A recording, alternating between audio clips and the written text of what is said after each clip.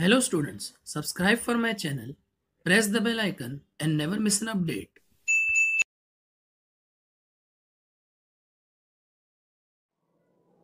Hello everyone, welcome to my YouTube channel classic tutorial.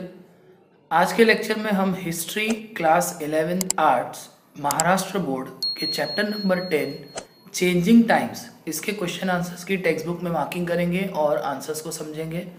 तो आइए exercise की तरफ चलते हैं।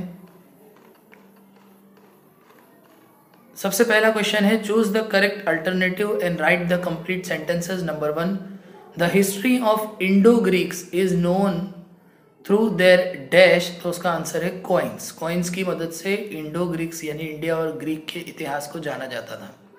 Second, Gupta dynasty was founded by dash. Gupta dynasty को फाउंड करने वाले जो थे उनका नाम था श्री गुप्ता।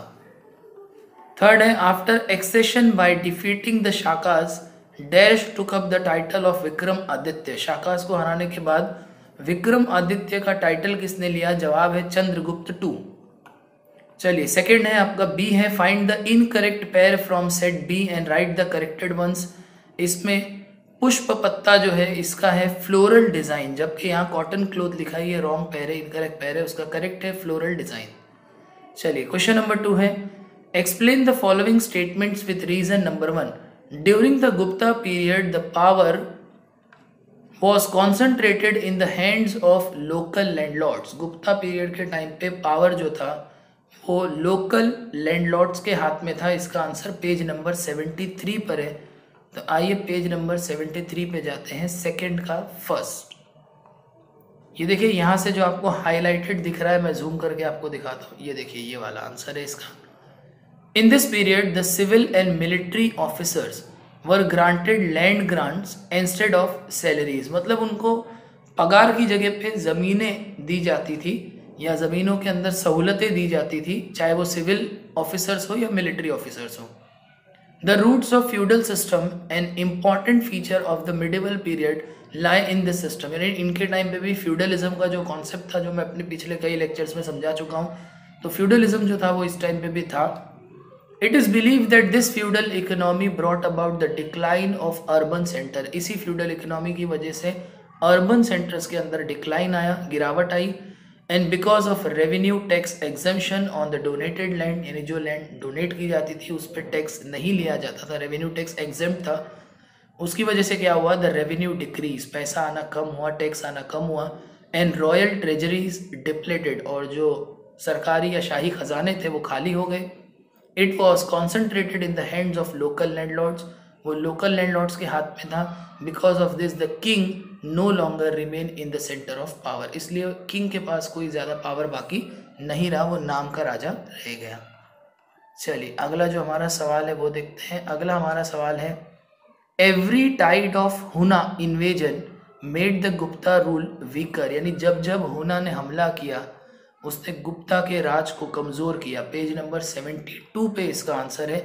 आइए पेज नंबर 72 पे जाते हैं, सेकंड का सेकंड। देखिए यहाँ पे highlighted, during the period of Kumar Gupta son of Chandragupta two. Chandragupta two के बेटे कुमार गुप्ता के टाइम पे द हुना इन्वेजन्स इन इंडिया बिगिन। यानी हुना लोगों ने हमला करना यहाँ शुरू किया।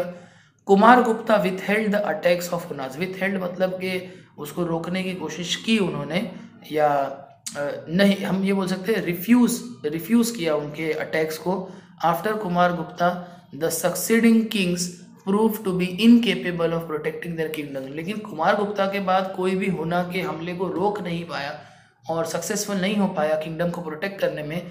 Finally there kingdom was disintegrated into many small kingdoms, जिसकी वजह से उनके जो बड़ा राज्य था, उनका जो बड़ा किंगडम था, वो छोटे छोटे पार्ट्स में जो है वो बट गया। चलिए नेक्स्ट क्वेश्चन की तरफ जाते हैं। नेक्स्ट क्वेश्चन है हमारा, स्टेट योर ओपिनियन। ये आपसे करिएगा, आप अपने आप से करिएगा, हर किसी की ओपिनियन अलग अलग होती है, तो वो आप अपने आंसर उनसे लिख सकते हैं। क्वेश्चन नंबर 4 है, right short notes on Gupta sculpture. Gupta sculpture पे हमें नोट लिखना है, उनके ज़माने में कैसे मूर्तियाँ वगैरह बनाई जाती थी। पेज नंबर 73 पे इसका आंसर है। आइए 73 पे जाते हैं, फोर्थ का फर्स्ट है ये। देखिए, ये वाला जो हाईलाइटेड आपको दिख रहा होगा पैराग्राफ, आपको ये इसके आंसर में लिखना है। Human figures gain prime importance in the sculptural art of Gupta period, यानी गुप्ता के ज़माने में इंसानों की जो मूर्तियां हैं वो बनाने का चलन बहुत ज़्यादा पॉपुलर था। Human sculptures and images of deities were created during this period, इंसानों की मूर्तियों के साथ देवी देवताओं की मूर्तियां भी बनाई जाती थी। Sculptures belonging to this period are found at many places such as Sarnath, Devgarh, Ajanta. During this period, Hindu, Buddhist and Jain religious icons were made of stone, metals and terracotta। मतलब यहाँ पे ये बोल रहा है कि जो इस ज़माने में अलग अलग जगहों पे स्कल्पचर्स बनाया जाता था, जैसे सारनाथ हो गया, देवगढ़ हो गया या अजंता हो गया, उसी के साथ साथ हिंदू, बुद्धिस्ट और जैन रिलीजियस आइकॉन्स जो थे वो भी पत्थरों पे मेटल से या टेराकोटा से जो है वो बनाए जाते थे, मतलब मिट्टी से बनाए जाते थे। चलिए नेक्स्ट क्वेश्चन की तरफ जाते हैं।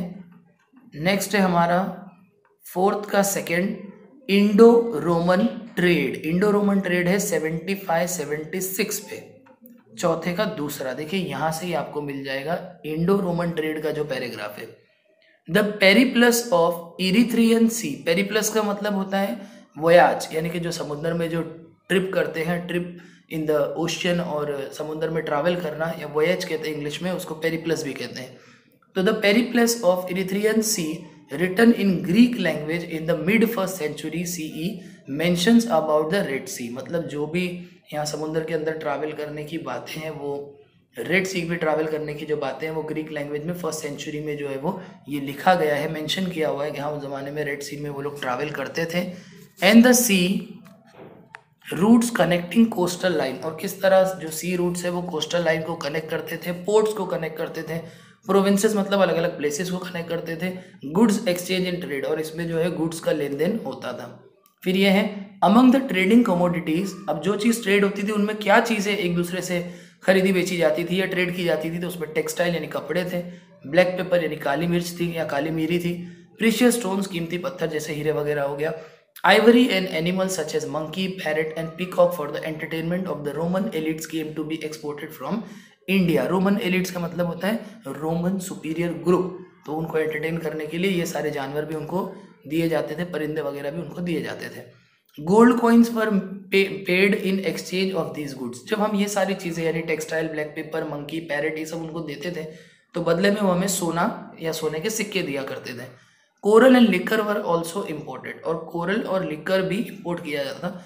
कोरल समझ लो एक तरह का सीपी या एक हार्ड शेल वाला या हार्ड सब्सटेंस वाला स्ट्रक्चर होता है जिसको हम लोग सीपी वगैरह कह सकते हैं सिंपल भाषा में, तो वो इम्पोर्ट की जाती थी।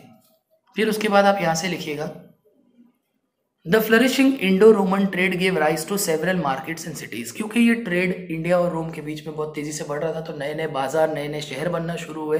There was rise of important ports in western India as well, western India के अंदर भी नए नए पोर्ट्स यानी समुद्र पे जहाँ जहाज रुकते हैं, बंदरगाह कहते हैं, वो बंदरगाह बनने लगी। The merchandise transported to Maharashtra were stored at Ter, Nevasa, Bhokardan, Kondapur and Sannati, ये सब जगहों पे महाराष्ट्र में ट्रेड किए जाने वाले मर्चेंडाइज जो है वो स्टोर किए जाते थे। The ports of Sopara and Kalyan were important centres of Indo Roman trade, Indo Roman trade में सोपारा और कल्याण की भी जो ट्रेड थी या यहाँ से जो ट्रेड होती थी वो भी बहुत इंपॉर्टेंट है। सोपारा और कल्याण की ट्रेड के बारे में हमने इसी क्लास के प्रीवियस चैप्टर्स में भी पढ़ा हुआ है ऑलरेडी, वो वीडियो आपने नहीं देखे तो वो देख लीजिए, प्लेलिस्ट वगैरह जाके देखेंगे तो आपको सारे वीडियोस मिल जाएंगे उसमें। चलिए नेक्स्ट क्वेश्चन की तरफ जाते हैं। नेक्स्ट क्वेश्चन है question number 5, answer the following question with the help of given points. अब यहाँ कुछ पॉइंट है जिसकी मदद से हमें ये आंसर लिखना है, डिटेल आंसर है। How did the standardisation in various sections during the Gupta period take place, Gupta period में कैसे अलग अलग चीज़ों के स्टैंडर्ड तय किए जाते थे। जैसे कि पहला है डिवीजन ऑफ गुप्ता एडमिनिस्ट्रेशन, उनका एडमिनिस्ट्रेशन कैसा था। Changes in economic structure, economy of agriculture, कैसे एग्रीकल्चर की इकोनॉमी में चेंजेस आया। और तीसरा है डेवलपमेंट ऑफ गुप्ता कॉइनेज, और कैसे गुप्ता के ज़माने में कॉइन वगैरह बनाना शुरू हुए। ये तीनों ही पॉइंट्स के आंसर पेज नंबर 73 पे लाइन से ही है, तो आइए 73 पे चलते हैं और ये आखिरी सवाल का जो जवाब है वो भी मार्क कर लेते हैं और समझ लेते हैं। देखिए यहाँ से स्टार्ट करना है 5 का ए, ये देखिए मैंने लिखा हुआ है, अंडरलाइन है ग्रीन में। During the Gupta period king was the centre of administration, Gupta period में राजा ही मेन होता था, सेंटर ऑफ एडमिनिस्ट्रेशन। उसके बाद द प्रिंस, अमत्य, अमत्य मतलब ministers, and advisors help him, और राजा की मदद करते थे शहजादे या फिर राजकुमार हो गए या वजीर हो गए, मिनिस्टर्स हो गए या एडवाइजर हो गए।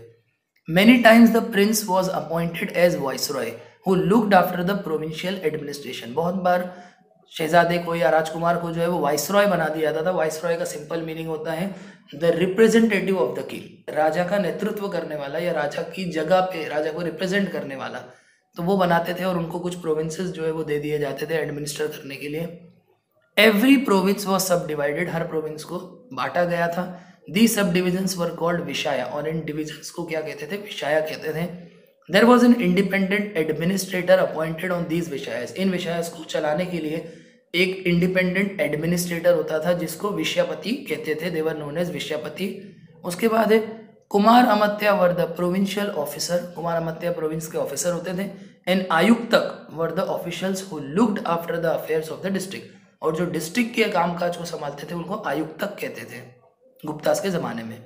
Gupta administration was decentralise, many decisions were taken at the local level, लेकिन ये डिसेंट्रलाइज था। डिसेंट्रलाइज मतलब ये है कि लोकल लेवल पे ही लोग अपने अपने फैसले कर लिया करते थे, यानी जिनको अपॉइंट किया था प्रोविंस के अंदर एडमिनिस्टर करने के लिए, वो बिना राजा से पूछे भी वहाँ पे बहुत सारे फैसले कर लिया करते थे।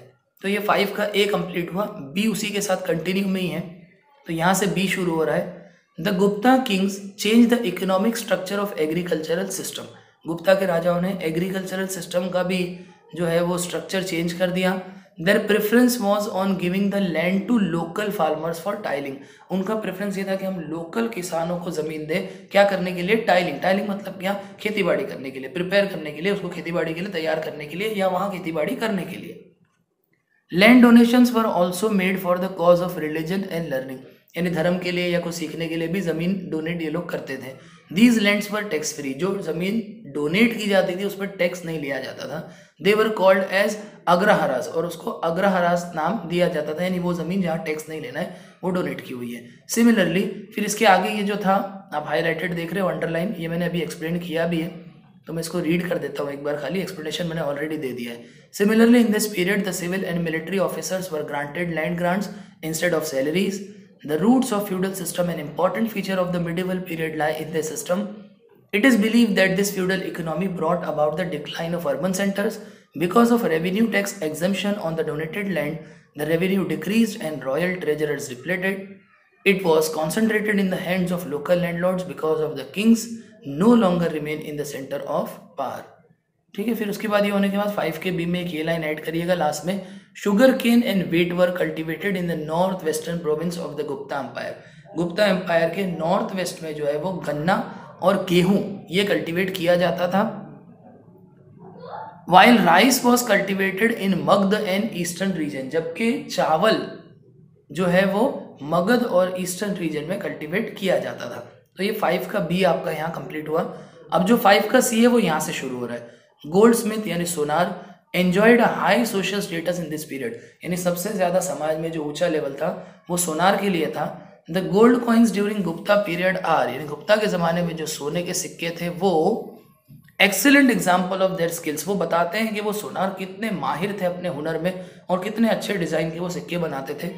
Beautiful and realistic portrayal of various aspect of the king is characteristic of the Gupta coin, और गुप्ता के ज़माने में जो कॉइन्स बनते थे उनके ऊपर राजा को बहुत खूबसूरती से बहुत अच्छे से जो है वो पोर्ट्रे किया जाता था, दर्शाया जाता था, दिखाया जाता था। तो बच्चों इसी के साथ इस चैप्टर के क्वेश्चन आंसर्स की मार्किंग और आंसर्स एक्सप्लेनेशन कंप्लीट हुआ। आई होप आपको ये सारे आंसर्स अच्छे से समझ में आए हैं। अगर आपको ये वीडियो अच्छा लगा तो लाइक करो, कमेंट करो, शेयर करो और इस चैनल को ज़रूर सब्सक्राइब करो और अपना बहुत ध्यान रखो। Thank you.